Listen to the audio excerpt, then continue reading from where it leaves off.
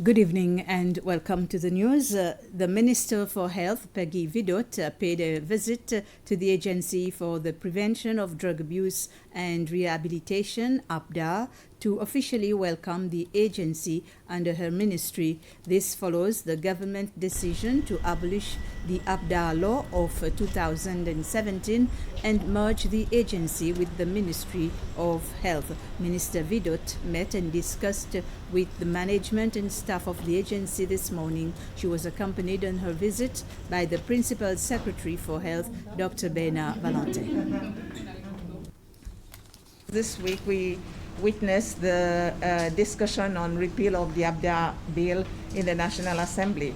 And as it is, it sort of falls in it's a right time, because I'm sure, and I've been told that many workers in APDA, may have certain, maybe in need of certain clarifications as to how they're functioning and will be going forward.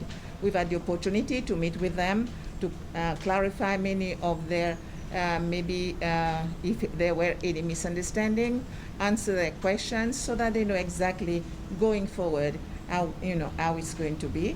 We've been able to reassure everyone that no one will be losing his or her employment, and that the conditions for service remain the same as they were, and will be looked at in the same manner, in the same vein as we do for the other workers in the Ministry of Health.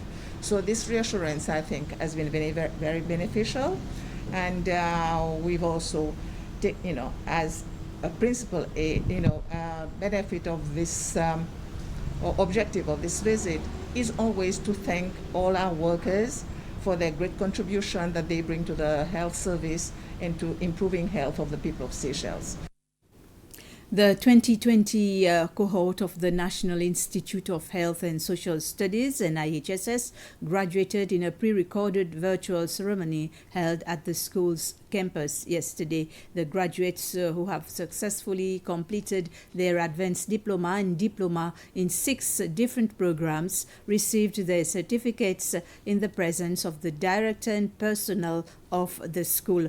20-year-old Priscilla Vidot, a graduate of the diploma course in nursing, took home the most prestigious award, the President's Cup. Priscilla Vidot receiving the President's Cup, the most coveted award at this ceremony. 59 graduates received their certificates for having successfully completed their studies at diploma and advanced diploma level in 6 different programs. Key awards were the Best Centered Care Student, which went to Sharon Labrosse from the Emergency Medical Care Program. Another graduate from the same program, Tanisha Baker, won the Best Effort Award. A newly introduced special award for the student who had displayed determination and dedication despite limitation went to Sébastien Gendron. NIHSS Director Marilyn Lucas acknowledged the effort of the graduates to complete their studies, especially in this current COVID-19 situation. The certificate and transcript you will receive today represent years of hard work, sacrifices made, not only by yourself, but those close to you. It represents a significant investment in your learning journey to date and your future as professional in the health sector. It represents the many hours, days, weeks, and months spent by lecturers and our support staff, teaching, mentoring, counseling, and ensuring that the logistics of your training were catered for. On our side, we were challenged to relook at the ways we were assessing our students and debated alternative ways that would not have compromised the standards and requirements of each program. Priscilla Vidot also went home with the Best Academic Performer title.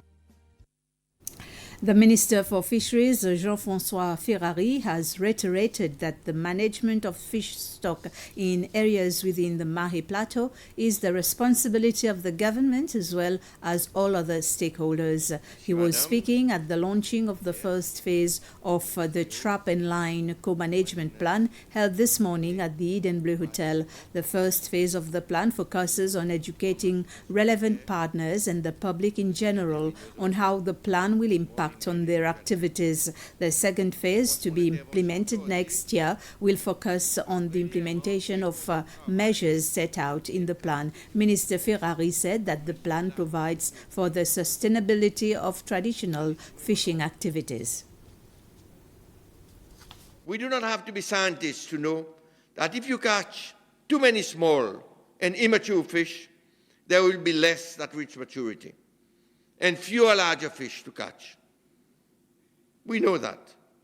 Minimum fish sizes are used throughout the world as one of the simple measures to help ensure that the sustainability of the adults in a fish population, meaning that the fish populations can renew their numbers through reproduction. Catching the fish when they are larger also improves the yields and benefits for the fishermen. Over time, we in Seychelles sadly lost this simple and useful part of our culture. So in this respect, we are adopting the wise practices that our forefathers had brought to us in the past. Participants from different organizations and agencies that are related directly to port and navigation security have completed a one-month training program on the subject. The training is part of a 4-year program for 9 countries, including Seychelles, financed by the European Union. It is being coordinated by the Indian Ocean Commission, UNODC, Interpol, and the International Maritime Organization. For this particular one-month training for port and maritime security, the aim is to enhance the capacity of maritime security law enforcement of Seychelles. The participants of the training received their certificate at the Defense Academy in Perseverance this morning. For us, it was important that we work interdisciplinary. That means also private stakeholders have to understand what law enforcement is doing in the port in order to collaborate and also communicate in a better way, because now they speak the same language in this sector when it comes to crimes, and they know who to contact in case of an encounter.